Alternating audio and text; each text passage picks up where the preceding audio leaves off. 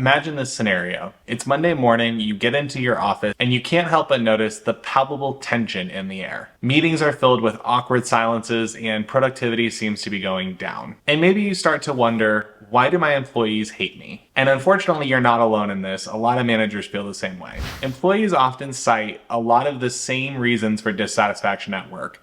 Not getting paid enough, not having enough growth in their positions, but most critically and most importantly is their dissatisfaction with their managers. And managers are in a weird spot because they have to do a balancing act of remaining productive and making sure that employees are hitting their targets while still creating a really safe and positive environment for their teams, but it's hard. The reason that most managers fail to improve these basic things are one of three reasons.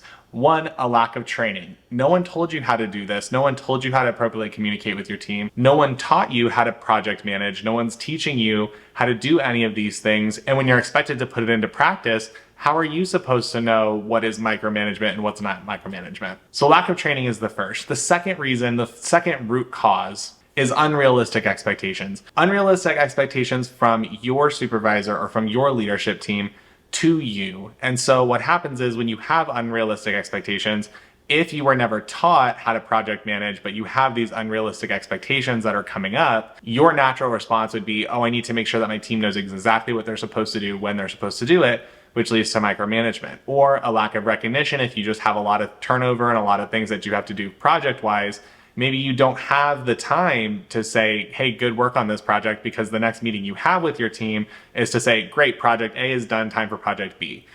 So unrealistic expectations can make it really hard for you to practice those three basic things that we just talked about. And the third reason that is kind of a root cause for why a lot of managers fail is not being able to adapt to change. I am guilty of this. Sometimes I don't like when things change. I like for things to be consistent, and I like to have sort of like a steady understanding of what's going to be expected of me, what am I supposed to be doing. But if there's a lot of change, let's say there's an organizational change or there's a change in strategy, or you are managing a new team that you've never managed before, whatever level of change that you're dealing with oftentimes can be a root cause of why managers fail. But instead of talking about why you're failing, let's talk about how we can improve. How do you turn the tide, to say, to make sure that you are able to lead your team more effectively and close the gap on those first three things that we talked about: micromanagement, lack of communication, and lack of recognition. The first thing that you need to do as a manager is to enhance your communication. Now, there's different methods, or I guess channels, that you can use when you're communicating. There's more formal channels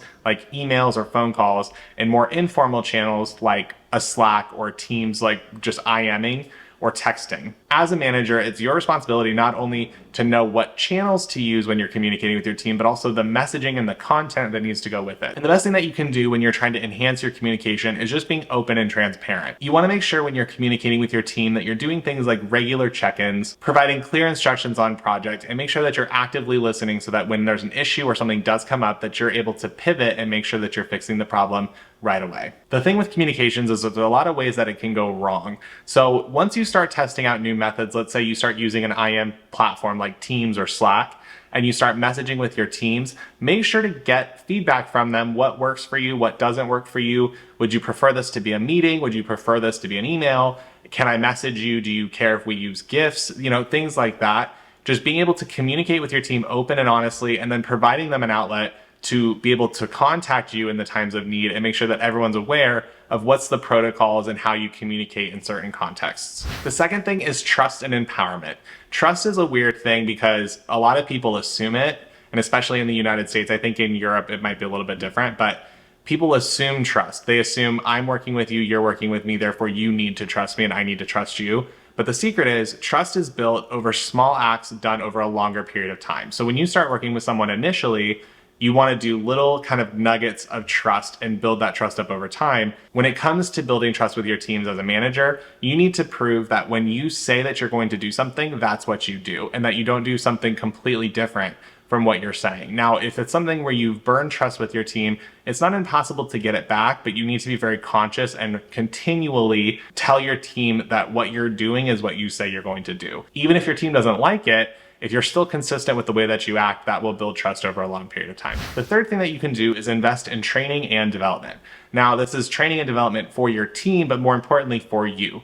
How do you manage? What's your management skill? What's your management style? What are the gaps in that management style?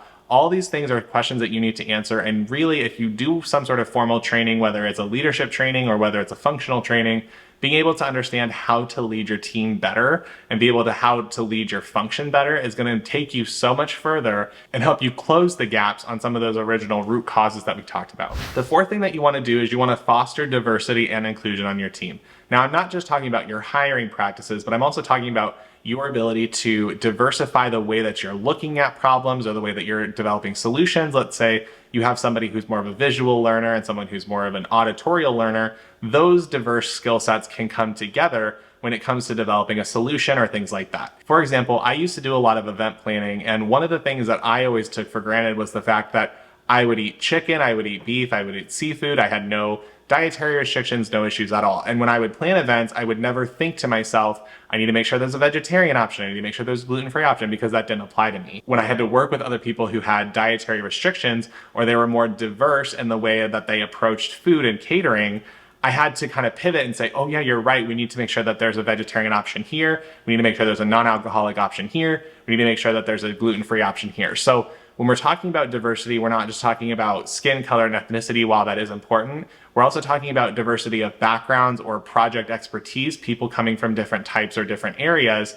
having different backgrounds to be able to contribute with the team. So if you're able to incorporate that diversity and inclusion in your team and make everyone feel safe and comfortable in your team, that's going to go a really long way. And number 5 is adapting to new technologies. There's a lot of change happening right now when it comes to technology. And if you on your team, as you're managing your team, if you are the one who is the most reluctant to change and you are the one who doesn't want to move forward, it's going to be really difficult for you to lead a team of people who are excited and passionate about what you're doing, because if something new comes out, let's say artificial intelligence, you can figure out how to incorporate it into your function. If somebody on your team is really passionate about that level of automation and that detail, if you are the rock or you are the person that kind of drags everything down, it's going to rub off on your team in a really negative way. So I'm not saying that you need to buy into every piece of technology that comes, because I tell you as a manager, you will get phone calls and emails from a million different vendors wanting to sell you things. And I'm not telling you to go buy all of those things, but you need to be open to how can you improve and streamline your workflows?